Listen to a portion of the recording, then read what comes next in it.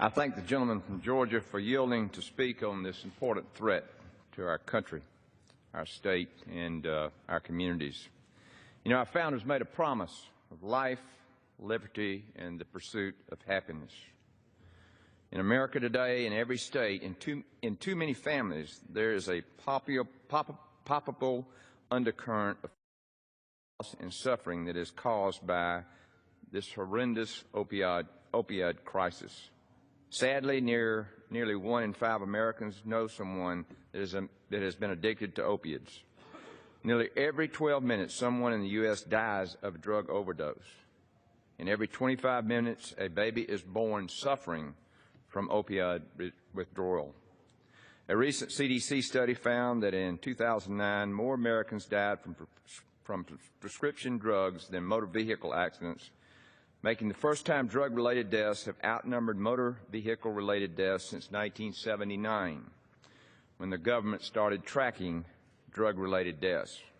Unfortunately, my home state of Georgia is not immune to this growing epidemic.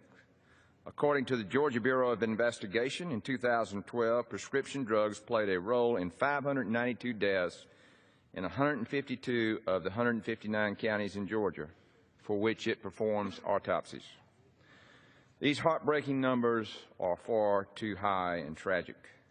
We must take action to combat this crisis so that those addicted and their loved ones may start the road to healing.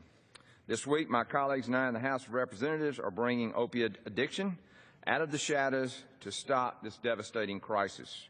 I am proud of the tireless work of my colleagues in the Judiciary Committee, the Energy and Commerce Committee, and the Education and Workforce Committee, of which I serve, to prevent, treat, and streamline access to care for those addicted to opioids.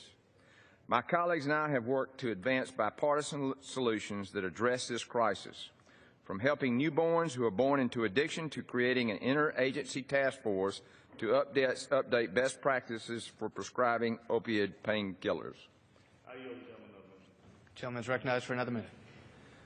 This is only the start of our work in the United States Congress on this subject.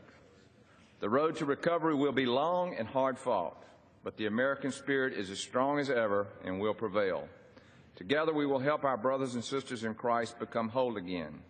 The very soul of this country is at stake. I am pleased the People's House is taking proactive steps to fight this epidemic.